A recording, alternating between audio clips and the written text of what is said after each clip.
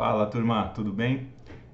Hoje a gente vai falar um pouquinho mais sobre século XX, uma aula diferente que chama-se Era do Capital, a segunda parte, tá? A ideia aqui é trabalhar um pouco um panorama do século XX, alguns conceitos políticos, ideologias, um foco um pouco maior na crise do liberalismo ali dos anos 20 e 30, o período da chamada Grande Depressão, a partir da crise de 29, e entender como é que novas ideologias surgiram nesse cenário, a partir dos anos 20 principalmente no mundo, e outras que já existiam entram em embate, e pela crise do liberalismo aparecem novos fenômenos políticos e novas organizações das relações entre Estado e sociedade, como o fascismo e o nazismo na Alemanha. Depois a gente vai percorrer um caminho rápido para ter essa noção ampla, básica, introdutória, desses movimentos aí ao longo do século XX, principalmente na política e também relativos à economia política, a como os estados organizaram, as suas políticas econômicas ao longo desses tempos, tá? Isso vai fundamentar para nós um conhecimento mais amplo para aulas que virão. Hoje a gente não vai então entender a fundo cada um desses movimentos, mas sim a parte do período chamado de entreguerras, que ainda é o nosso contexto, tá? Alongando um pouco mais até um período próximo da atualidade mais recente, Porque a gente entende atualidades não só como o que aconteceu nos últimos anos, e sim como um processo histórico, como fruto de processos históricos, tá bom? Então, o nosso primeiro ponto vai ser falar agora desse processo logo após a Primeira Guerra Mundial, que configurou a crise do modelo liberal. Então, o que a gente tem aqui? Nós temos frágeis repúblicas organizadas na Itália e na Alemanha, uma desorganização das potências industriais tradicionais, como a própria Inglaterra, após a guerra, ou a França. É uma crise generalizada, como se espera, e a formação da União Soviética, que também vinha de crise, como nós já vimos, e vai atravessar aí alguns momentos, alguns anos aí complicados. Só que depois, nos anos 20, a União Soviética começa um processo próprio, É a configuração dessa União Soviética até os modelos mais fechados que vão ser inaugurados com o Stalin, a planificação total da economia, que já era uma ideia dos bolcheviques, nós lembramos muito bem desde o início, tá? E nesse sentido, a União Soviética estará de fora desse tipo de problemática política e econômica do liberalismo. Claro, eles vivem sob uma outra lógica de regime, tá bom? Nós temos também nesse contexto a ascensão do fascismo, que vocês podem ver. O fascismo é um modelo que surge na Itália, com Benito Mussolini, a partir de 1919. Vocês têm aí ao lado o fátio, que é o símbolo, a ilustração aí do símbolo do nazismo, que alude à Roma Antiga, que alude a um instrumento carregado por militares da Roma Antiga, e era um símbolo de Estado, de poder, Representa um feixe. O fácio é isso, é o feixe, de madeira, que representa a união do povo, e um machado que representa o poder de decisão do Estado, isso é resgatado na Itália do Mussolini. Então pensem os motivos pelos quais isso é resgatado, um símbolo de poder da Roma Antiga, desde o período republicano e imperial utilizado, mas que lembra a grandeza de um império, e que lembra também o poder do Estado, A ideia de uma unidade também em torno do Estado. Isso é muito forte no fascismo, e que vai dar origem aos regimes conhecidos como totalitários à direita, regimes de extrema direita. No caso, a gente tem aqui a figura do Benito Mussolini, sempre muito posudo nas fotos, tinha uma certa arrogância na sua imagem, você percebe isso em várias imagens dele. Essa coisa do culto ao líder tem muito a ver com a imagem que esse líder passa e transmite, e Mussolini era essa figura, tá? É exatamente isso. Vocês vão ter exercícios depois para pensar e fazer sobre o que é o pensamento fascista e como ele, de certa forma, ainda reverbera nas sociedades contemporâneas. Camarada dele, aliás, admirador dele, também surgiu ali nos anos 20, porque o Mussolini foi o primeiro, a tomar o poder em Roma em 22 ainda. Depois você tem o Antônio Oliveira Salazar em Portugal, que é este senhor aí que aparece para vocês. Ele foi o cara que ficou mais tempo no poder dentro dessas chamadas ditaduras de cunho fascista, embora o Salazar esteja um tanto diferente. Aliás, cada um tem suas diferenças, né? O Hitler também, depois a gente vai comentar. Cada um tem sua linha, embora Mussolini seja muito próximo ao Hitler e o Hitler é admirador do Mussolini, né? O Salazar ele ficou um pouco à parte em algumas questões que não dá para a gente acusar tão diretamente ele ou o Estado português, como a perseguição direta aos judeus. Não havia algo oficial. Alguns falam até que o Salazar defendeu os judeus, impediu que eles fossem deportados em massa para a Alemanha nazista, coisa assim. Eu não tenho essa certeza, tá? Mas é uma questão que precisa se ter mais documento para comprovar. Não dá para ficar falando de achismo como alguns fazem por aí. Então, o que a gente sabe? O Salazar, sim, foi um ditador. Ele, desde 1926, estava no poder. Então, a partir de 33, ele cria algo chamado de Estado Novo em Portugal, que é o mesmo nome que vai ser usado aqui no Brasil pouco depois, né, com o Vargas. Estado Novo é uma inspiração, sim, o salazarismo português. Havia perseguição, havia polícia secreta, havia censura, havia de tudo que uma ditadura tem. Só que o Salazar talvez tenha sido um cara mais moderado em alguns pontos, principalmente não querer participar da guerra, mas é lógico, Portugal não queria ser invadido pelas tropas alemãs. Então ele colaborou com fornecimento de materiais, de insumos, de metais, inclusive para a Alemanha, que precisava de certos recursos que havia em Portugal na época da guerra, mas sem ser um aliado, né, militar da Alemanha e sem também ser um aliado direto da Inglaterra. Ele ficou no meio de campo, né? Ele ficou fazendo meio de campo. Parece um Dom João VI, né? Fugindo do Napoleão Bonaparte, no caso francês, lá no século XIX, vindo para o Brasil e também fazendo acordo com a Inglaterra, enfim. Né? Aqui no caso é a Alemanha em Segunda Guerra Mundial, mas também fazendo acordos com os ingleses, dizendo, a gente não vai para o lado de vocês, porque se a gente for para o lado de vocês, a Alemanha invade a gente. Então ficou uma coisa muito louca aí, essa saída. Talvez uma certa esperteza do Salazar, mas ele é visto como um ditador meio apagado, né? Fala-se pouco dele, só que ele foi o cara que ficou mais tempo no poder, até o final dos anos 60 quase. E só saiu porque estava adoentado, e depois não lembro quando faleceu, e teve uma sequência ali com um sucessor, mesmo estilo, ficou mais um tempo até 74, quando acabou essa ditadura em Portugal, tá? E aí, indo um pouquinho mais adiante, a gente fala aqui da crise de 29, ou a chamada Grande Depressão, né? E como esse processo abalou o mundo, afetou essas economias, afetou os modelos políticos, enfim. Resumidamente, qual que é o processo? A crise de 29 ela vem de um contexto de euforia econômica nos Estados Unidos, de superprodução, quer dizer, de produção além da demanda, além do que o mercado pode absorver, o mercado externo também.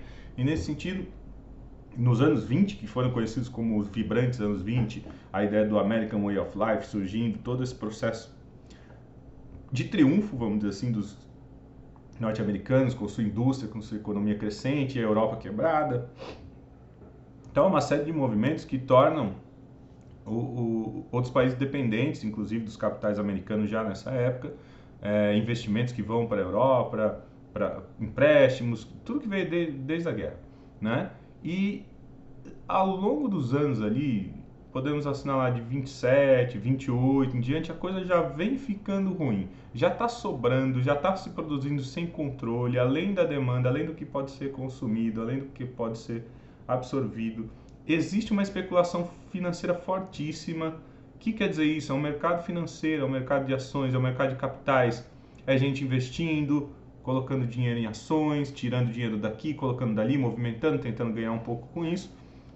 E essa especulação ela começa a ficar descontrolada. Tem gente comprando ação sem poder, se endividando para fazer isso, querendo apostar em ganhar dinheiro fácil, de certa forma, ou não, nas oscilações do mercado, não necessariamente fácil, mas negócios arriscados e não havia controle sobre isso.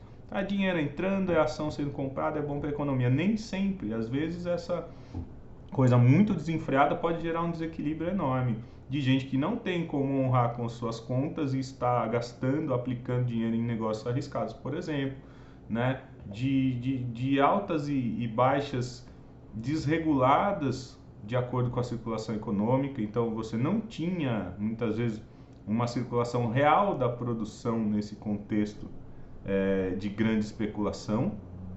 Quer dizer, o dinheiro estava circulando, sendo comprado, vendido, e às vezes as ações passam a ser só papéis que você nem sabe se tem aquele valor real, né? Então a produção inicialmente estava muito alta, depois essa demanda foi desregulando. Então, como não havia compra de tudo que se produzia nos Estados Unidos, eles começaram a ter que diminuir. E a compra e venda de ações, muitas vezes descolada desse processo. Ela não diminui, a especulação ela só aumenta. Tem gente comprando ação de empresa que está quebrando, faz essa ação valorizar e depois vende, mas a empresa mesmo continua mal, porque não tem mercado. É uma lógica meio complicada, mas o caminho é esse. Começou a quebrar, de fato, né, quando os bancos deixam de facilitar esse crédito todo, esse empréstimo de dinheiro, os bancos começam a ter problemas que as pessoas não pagam, né? Então você tem esse primeiro cenário na agricultura, que é o setor mais sensível, mais difícil, mais delicado. Qualquer coisa, alteração climática, dificuldade de safras, já afeta bastante a agricultura. Então uma crise como essa de falta de capitais, né, ou de não ter para onde vender tudo que se produziu descontroladamente, os caras vão ficar com o quê? Produto perecível ainda, né? Então mesmo que industrialize grande parte desses produtos agrícolas, ele não vai ter mercado para isso, né? A Europa já se recuperou um tanto nessa época, final dos anos 20, e dentro dos Estados Unidos não tem como, você tem um limite de consumo, tá? Então essa desregulação, ela passou por uma ideia de que o liberalismo puro, que o Estado não interfere na economia e não cuida também dessa desregulamentação, ele pode gerar esse tipo de crise. Isso já é apontado por alguns pensadores, inclusive pelo Karl Marx, as crises cíclicas do capitalismo, e outros estudiosos da economia do século XIX também apontavam para essa possível problemática. Tá? Você vai ter a quebra da Bolsa, então, em 1929, que é a quinta-feira negra, como eles falam, ainda usa-se esse termo, né? Muitas vezes aludindo o negro a uma questão até negativa, né? E muitos tocam que isso é um termo que vem do racialismo, do racismo antigo, né, do período colonial. O que é negro é inferior ou é ruim, mas enfim, é o nome utilizado aí ainda para essa quinta-feira que foi a quebra da Bolsa. E você tem, claro, o processo de quebradeira, de falências de empresas, de desemprego, atingindo quase metade da população ativa nos Estados Unidos. E o negócio fica impressionante, fica desesperador, como essas filas, né, as famosas filas da sopa que eram oferecidas aí por restaurantes e empresas que ainda podiam ajudar de alguma forma. Contexto atual, né, fala-se muito que a crise que a gente vive hoje, em virtude da pandemia do Covid-19, do coronavírus, é a maior crise desde essa época aí, tá? Então, realmente é algo histórico para a gente pensar também como o mundo vai suportar e vai passar por essa crise, sim. Hoje, muito mais bem preparado, não tenho dúvida, do que eram as sociedades, a medicina, as redes de saúde nacionais daquele contexto e as organizações internacionais que nem existiam na época para tentar ajudar a monitorar isso tudo, como uma OMS, outra coisa. Mas a gente tem também dificuldades políticas, sabemos delas, e de fato é comparável, né, o alcance da crise, não o tipo de crise, porque aqui é uma crise de doença, uma questão de saúde mundial, né? Mas foi sim uma crise que atingiu boa parte do mundo naquela época e foi a maior crise econômica. Tocando na economia, com certeza nós teremos muitos desafios aí a serem solucionados agora e depois, né, dessa crise toda, tá bom? Vou seguir aqui mais um pouquinho, então, agora uma outra parte que é fundamental também, a ascensão do nazismo na Alemanha. A gente vai ser breve aqui, depois vamos falar de Segunda Guerra também, tá, em aulas. Mas a ideia é a seguinte, é um Estado totalitário, né? Como é que surge esse Estado totalitário?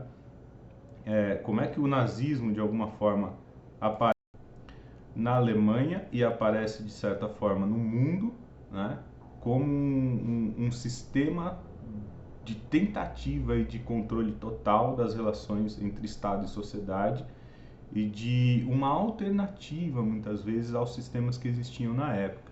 Muito bem?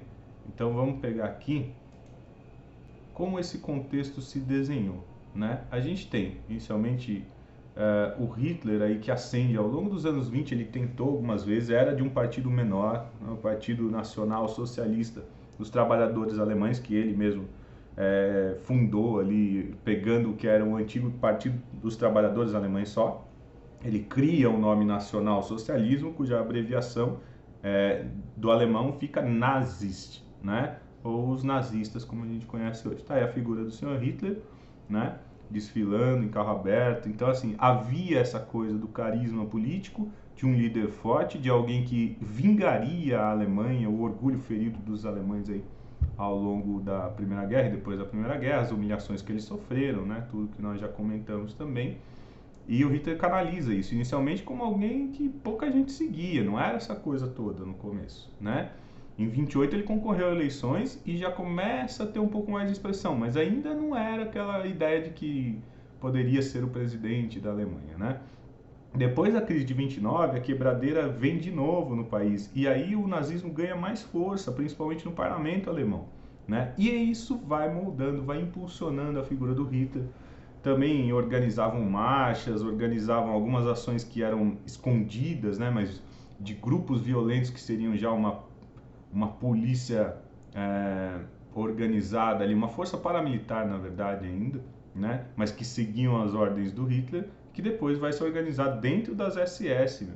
Que eram as principais tropas ali do Hitler. Então ele aqui passeando, e a gente tem um Estado que vem, né, que se organiza como Estado totalitário em torno de uma grande crise econômica, portanto, e social, em torno do anticomunismo e do antiliberalismo. Então os caras não querem nem a extrema esquerda e nem os liberais democratas, não concordam com a democracia e com o parlamentarismo, não querem também o comunismo como a forma de luta de classes. Eles querem a união da nação em torno de tudo. E a união da nação em torno do Estado, principalmente, passa na Alemanha por uma política de Estado antissemita, de perseguição aos judeus, né? Que já começa a ser organizado nos primeiros anos de regime, quando Hitler sobe em 33 para 34.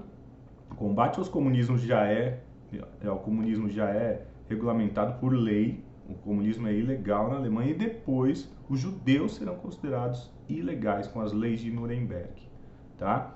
O caráter de nacionalismo exacerbado, que é o recurso para essa união, para esse apelo aí, a quem é da pátria e quem não é. E esse conflito, então, vai ser contra o externo e não contra o inimigo interno, embora ele esteja dentro, mas ele é considerado um invasor da sociedade alemã, um parasita na sociedade alemã. Tudo que é de ruim, né, é aludido aí aos judeus e outros grupos também não alemães de origem, como os turcos.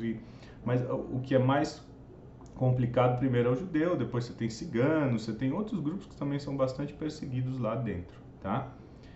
E o militarismo como base de toda essa organização hierárquica, rígida, militar, né, que o Hitler vai criar.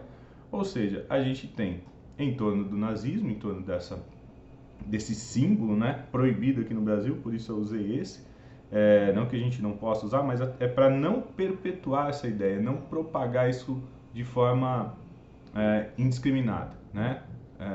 O nazismo não é uma ideologia que a gente possa discutir de forma livre, aberta, do ponto de vista democrático. Ele é uma ideologia que prevê o fim da democracia, então tem que tomar muito cuidado. E um dos pontos mais críticos aí de aludir a esse tipo de ideologia e símbolo é a questão racial que ele envolve. Então você está, se usar um símbolo como esse, difundindo uma ideologia racista, e racismo a gente sabe que também é um crime previsto por lei, assim como a propagação desses símbolos é previsto por lei no Brasil, tá? Então é um alerta também para vocês ficarem atentos a esse tipo de manifestação, que acontece no Brasil e acontece no mundo ainda hoje. Aqui, a amizade, né, claro, entre os queridos aí, Hitler e o Mussolini juntos, que mostra aí a ligação que tiveram, a formação da aliança pré-Segunda Guerra Mundial, o eixo Roma-Berlim, o pacto de aço entre o Hitler e o Mussolini, tudo bem? Os dois bons camaradas. E aí a gente vai para o período da recuperação da crise, voltando para os Estados Unidos, com o Franklin Roosevelt, presidente, e o chamado New Deal, o novo acordo na política norte-americana. O que é isso? A ideia de um estado de bem-estar social. É um estado que vai tentar organizar a sociedade, tentar eliminar e mitigar o desemprego, tentar criar ações para recuperar a economia. Um estado de bem-estar social é inspirado no inglês chamado John Maynard Keynes, keynesianismo. Aparece aí ao lado a expressão derivada do nome dele, que trata dessa ideia.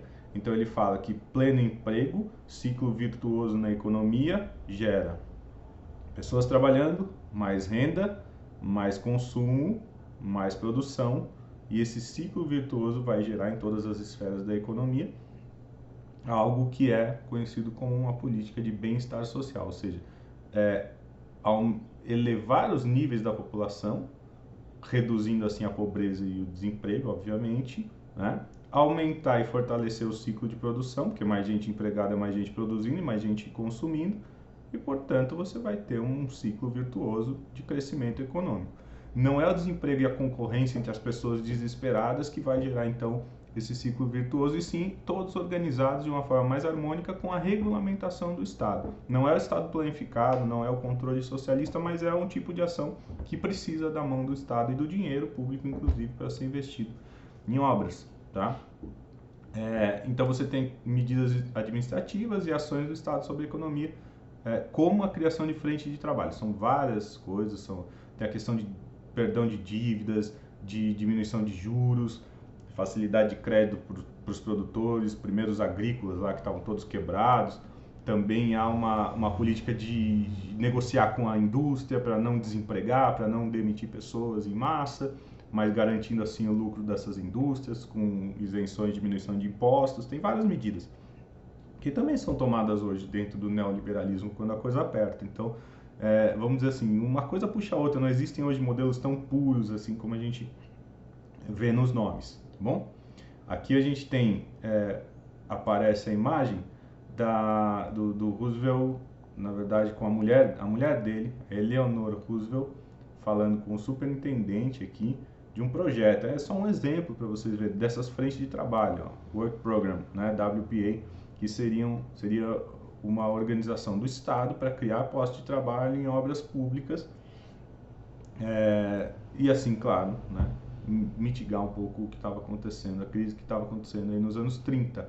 Recomendo para vocês, sobre esse período, o filme do Charlie Chaplin, que é o Tempos Modernos, é muito legal para falar de Grande Depressão nos Estados Unidos, de crise de 29, daí para frente, na verdade, organização fordista da indústria, desemprego.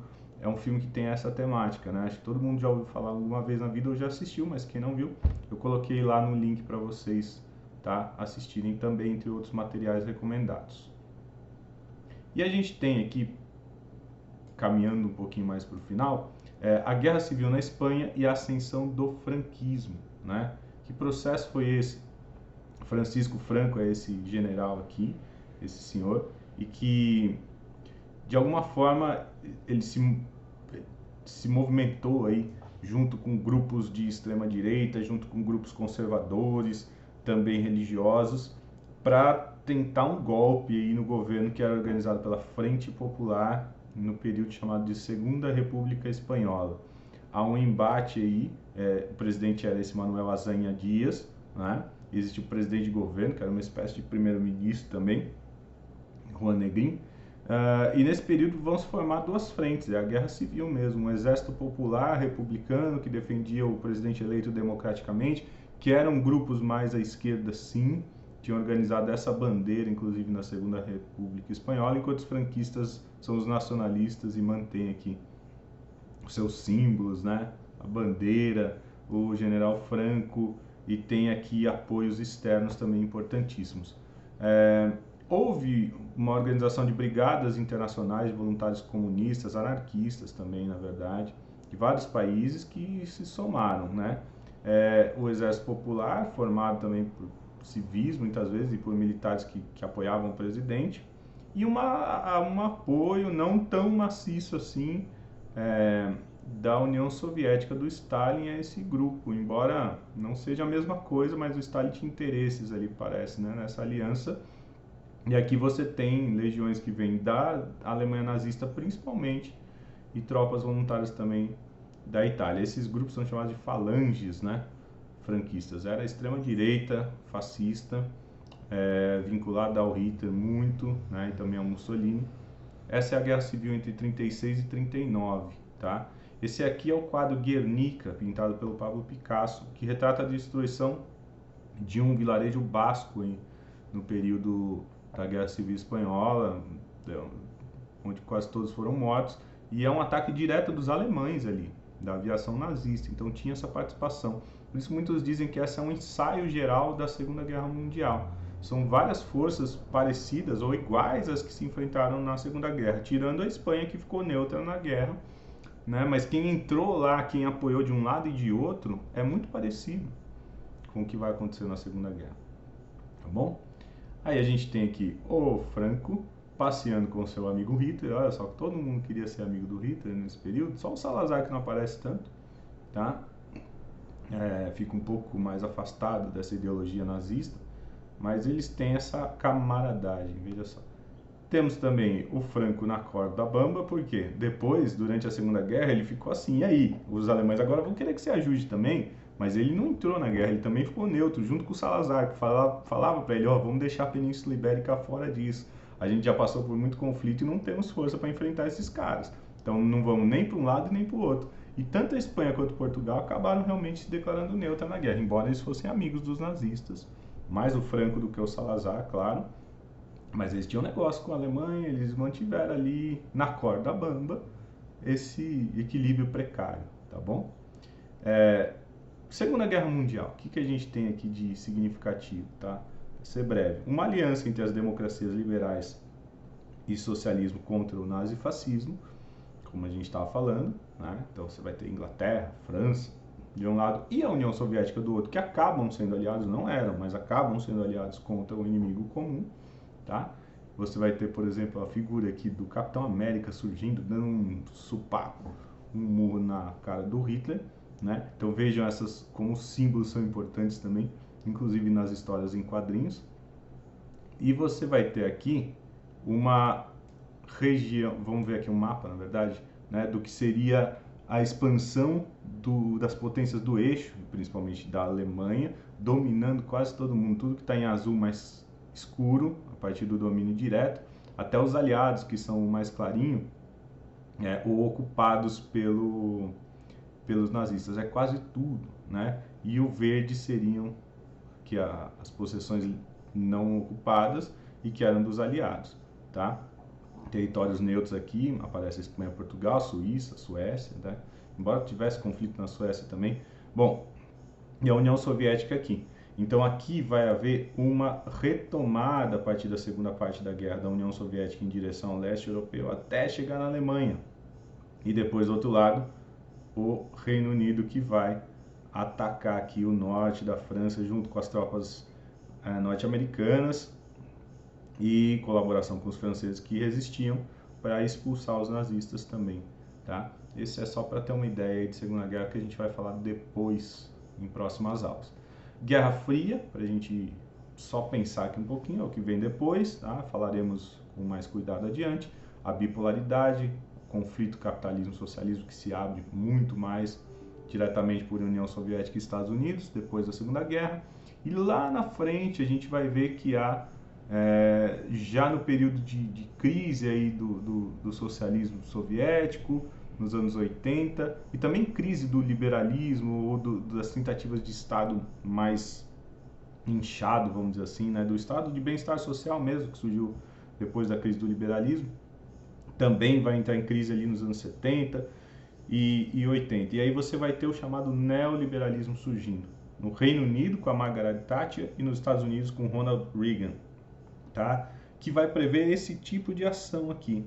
Talvez você já tenha ouvido falar. Que é a redução de investimentos na área social, educação, saúde e previdência, muita privatização em quase todos os setores também da produção, a privatização, portanto, de empresas estatais e a perda do poder de sindicatos, de organizações de defesa dos interesses dos trabalhadores, principalmente. Então, é um Estado que não intervém diretamente, como o liberalismo prega, mas que regulamenta, né? Que regulamenta e que tenta enxugar, tenta diminuir o tamanho desse Estado, e os gastos públicos terão que ser sanados pela iniciativa privada e por uma ideia de que as pessoas terão mais trabalho, mais competição vai gerar mais emprego e vai gerar ao mesmo tempo mais recursos para as pessoas poderem pagar pelos seus custos e não ter essa assistência toda do Estado, como previu o Estado de Bem-Estar Social, a social-democracia, outros modelos, tá bom? Então aí surge uma ideia de nova esquerda e nova direita. A nova esquerda que se contrapõe a esse projeto e a nova direita que de alguma forma apoia esse projeto chamado de neoliberal, tá bom? De forma muito sintética é isso, e a gente volta a falar desses assuntos mais adiante. Beleza, galera? Espero que vocês tenham aproveitado e consigam aí fazer os exercícios bem com essa aula, tá bom? Abraço!